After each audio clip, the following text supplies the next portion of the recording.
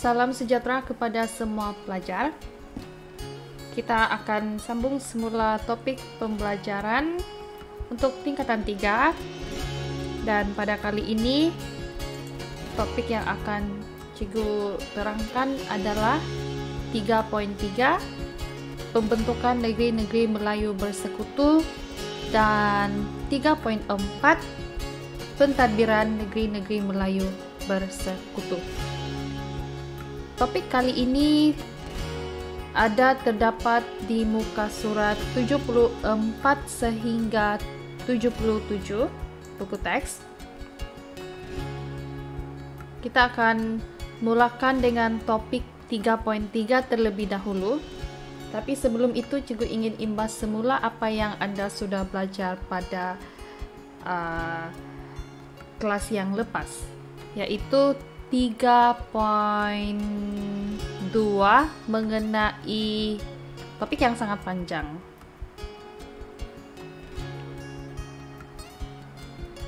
Perluasan kuasa British di Perak, Selangor, Negeri Sembilan, dan Pahang, yang mana Anda sudah mempelajari bahawa terdapat beberapa strategi yang digunakan oleh British untuk meluaskan kuasanya di negeri 4 buah negeri Melayu tersebut, iaitu menggunakan strategi manipulasi. Yang kedua, menggunakan desakan dan paksaan kepada raja-raja Melayu untuk menerima perlindungan daripada British. Dan yang ketiga, melalui strategi menandatangani perjanjian dengan pemerintah tempatan. Jadi, jika Anda sudah melihat video yang lepas, maka Anda sudah tahu apakah faktor yang menyebabkan negeri-negeri ini terpaksa menerima penasihat daripada British. Dan apabila mereka sudah melakukan perjanjian dan terpaksa untuk menerima penasihat British, yaitu Resident, hari ini kita akan lihat selepas pelaksanaan sistem Resident ini, British mula mengukuhkan kuasanya di Perak, Selangor, Negeri Sembilan, dan Pahang dengan membentuk negeri-negeri Melayu bersekutu, ataupun ringkasan dia ialah NNMB, melalui Perjanjian Persekutuan 1895. Jadi British telah menubuhkan negeri-negeri Melayu bersekutu ini dengan menggabungkan 4 buah negeri tersebut. Ada 5 ciri-ciri untuk negeri-negeri Melayu bersekutu, yang mana menggabungkan Perak, Selangor, Negeri Sembilan, dan Pahang untuk membentuk sebuah persekutuan. Itu yang pertama. Yang kedua, Resident General dilantik sebagai ketua pentadbiran kerajaan persekutuan. Dan yang ketiga, raja-raja Melayu haruslah menerima nasihat daripada Resident General dalam semua perkara, kecuali yang berkaitan dengan agama Islam dan adat Melayu. Di manakah pusat pentadbiran untuk negeri-negeri Melayu bersekutu? Kuala Lumpur. Dan negeri-negeri Melayu bersekutu ini juga dikenali sebagai Persekutuan 1896. Jadi itu adalah 5 ciri-ciri untuk negeri-negeri Melayu bersekutu, yang mana di sini dalam buku teks kamu tuh dia ada menerangkan apa maksud persekutuan. Persekutuan itu maksudnya gabungan beberapa buah negeri di bawah satu unit pentadbiran yang mengandungi kerajaan pusat dan kerajaan negeri. Okey, ada kerajaan pusat dan kerajaan negeri. Ini adalah jatah negeri-negeri Melayu bersekutu dan bendera dia.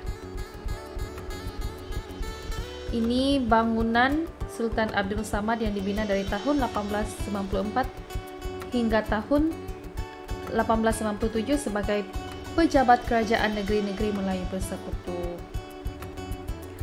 Dikatakan sini bahawa warna bendera negeri-negeri Melayu bersekutu ini mewakili 4 anggota negeri-negeri Melayu Bersekutu.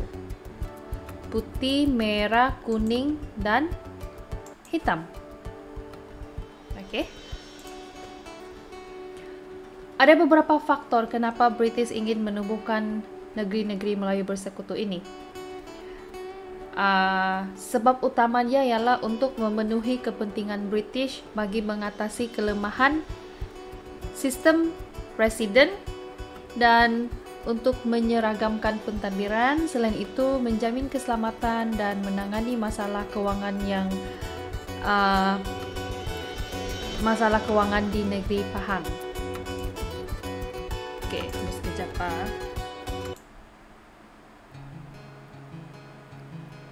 Kita teruskan. Ini adalah beberapa faktor kenapa British menubuhkan negeri-negeri Melayu Bersekutu. Kita lihat satu persatu. Yang pertama, untuk mengatasi kelemahan sistem residen.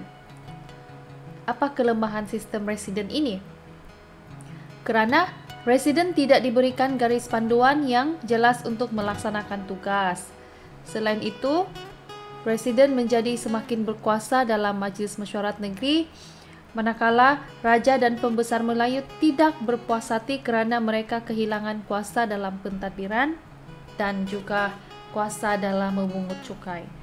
Jadi, mereka tidak mahu residen ini semakin berkuasa. Jadi, mereka perlu gabungkan 4 buah negeri ini supaya kelemahan sistem residen itu dapat diatasi. Yang kedua, menyeragamkan pentadbiran. Seragam. Mesti kamu tahu apa maksud seragam kan? Maksudnya sini, dengan adanya negeri-negeri Melayu Bersekutu ini, maka pentadbiran di Perak, Selangor, Negeri Sembilan dan Pahang itu akan dapat diseragamkan kerana sebelum ini tidak seragam sebab mempunyai undang-undang yang sendiri. Masing-masing ada undang-undang, jadi tidak seragam lah.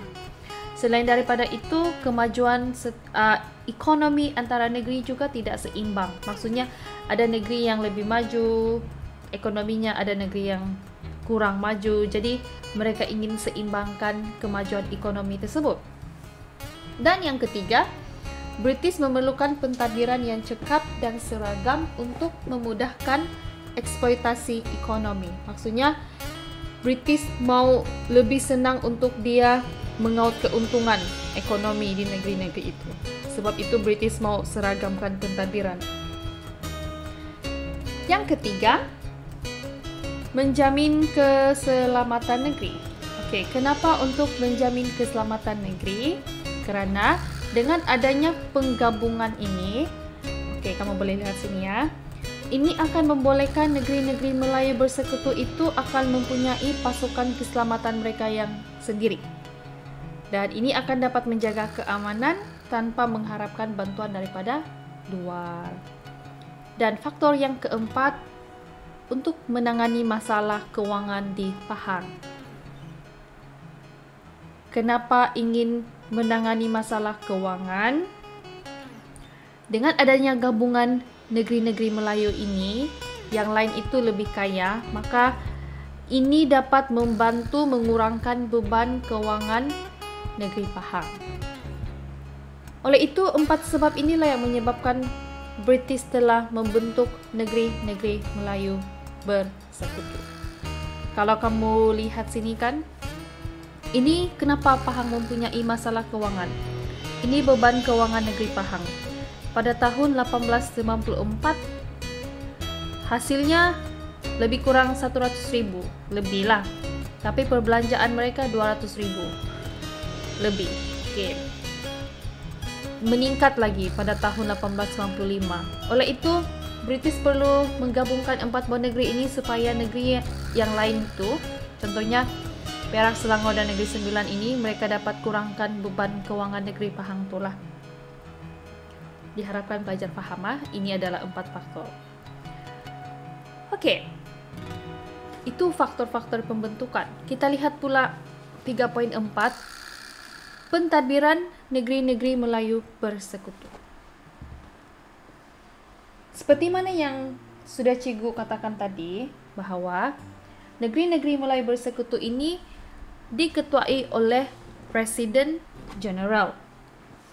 Beliaulah yang akan bertanggungjawab kepada Majlis Mesyuarat Negeri dan Pesuruhjaya Tinggi Negeri-Negeri Melayu Bersekutu juga merupakan Governor Negeri-Negeri Selat. Oleh itu, British telah menubuhkan yang pertama, Majlis Mesyuarat Negeri. Okey.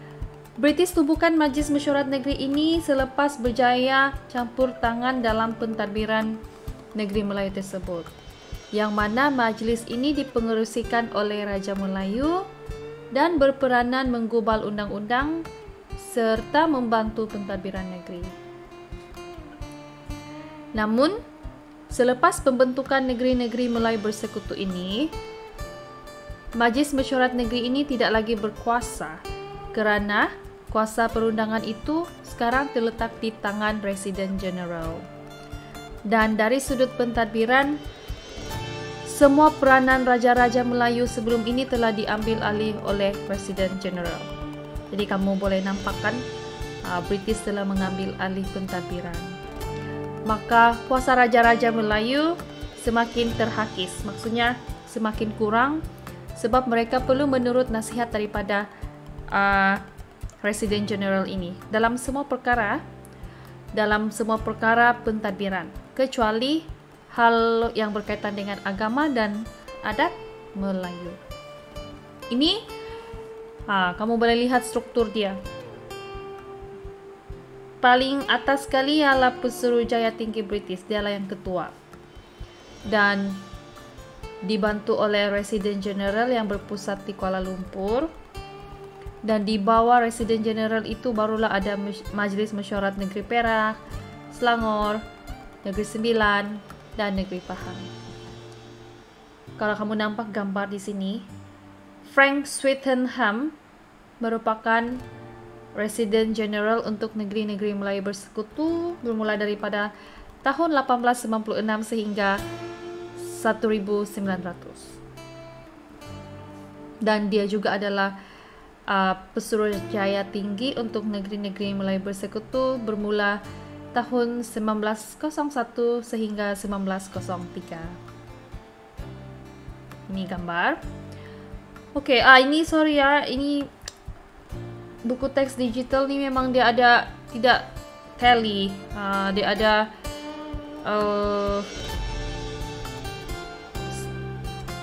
cut sebelah sini, tapi kamu boleh lihatlah dalam buku teks kamu.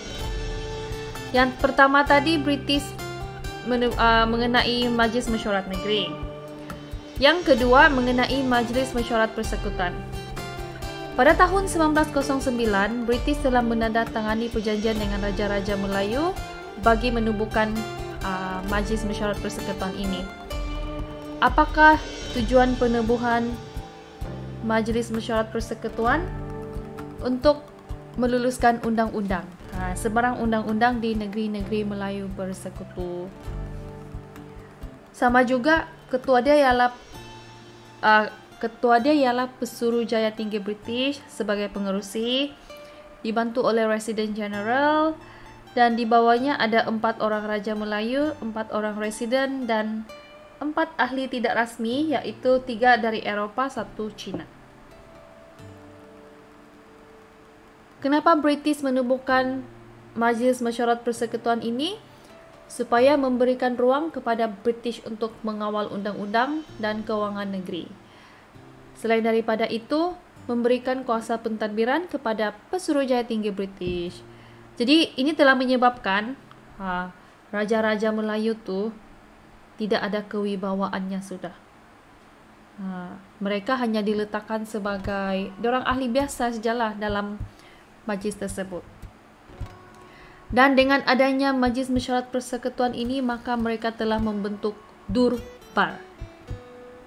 Okey, Durbar ini dibentuk untuk mendapatkan sokongan daripada Raja-Raja Melayu terhadap negeri-negeri Melayu Bersekutu lah. British ingin mendapatkan sokongan. Dan ahlinya ialah Pesuruhjaya Tinggi British, Raja-Raja Melayu, Residen Jeneral, dan Residen British. Okey. Ini gambar dialah Durbar pertama itu diadakan di Kuala Kangsar pada tahun 1897. Dan Durbar ini telah dihadiri oleh raja-raja dan pembesar Melayu serta pegawai British. Oke, kesimpulan untuk bab 3, kita telah melihat bagaimana British telah meluaskan kuasanya di negeri-negeri Melayu. 4 buah negeri ini, yaitu Perak, Selangor, Negeri Sembilan, dan Pahang.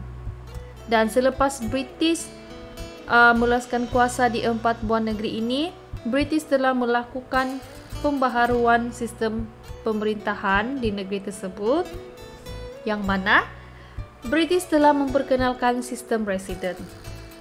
Selepas itu, British meletakkan negeri-negeri Melayu tersebut di bawah naungan British melalui pembentukan negeri-negeri Melayu Bersekutu. Namun, walaupun di bawah naungan British, kedaulatan negeri itu masih dipegang oleh raja-raja Melayu lah. Namun, raja ini mesti ataupun mereka terikat dengan perjanjian untuk menerima nasihat daripada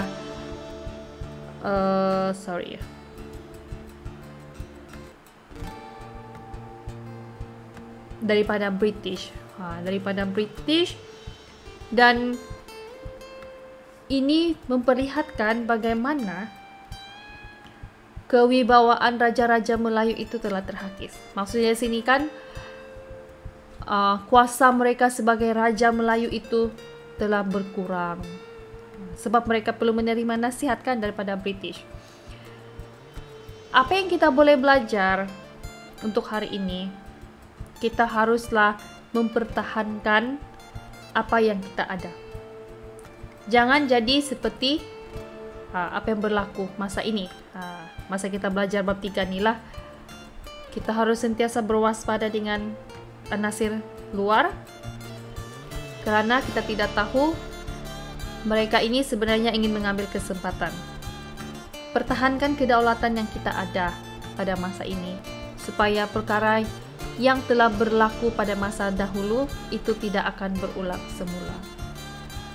Oke, nampaknya ini adalah ringkasan ataupun imbas kembali apa yang kamu sudah belajar. Kita sudah belajar bagaimana kekayaan hasil bumi di Perak, Selangor, Negeri Sembilan, dan Pahang, yaitu kaya dengan biji timah dan hasil emas. Kita juga sudah belajar peluasan kuasa British di Perak, Selangor, Negeri Sembilan, dan Pahang. Dan hari ini kita sudah belajar mengenai pembentukan negeri-negeri Melayu Bersekutu. Kamu belajar tentang ciri-ciri negeri Melayu Bersekutu dan faktor pembentukannya. Dan sebentar tadi, pentadbiran negeri-negeri Melayu Bersekutu yang mana ada 2, Majlis Mesyuarat Negeri dan juga Majlis Mesyuarat Persekutuan. Bab seterusnya kita akan belajar bab 4 mengenai negeri-negeri Melayu tidak bersekutu. Okey? Itu sahaja untuk video pada kali ini.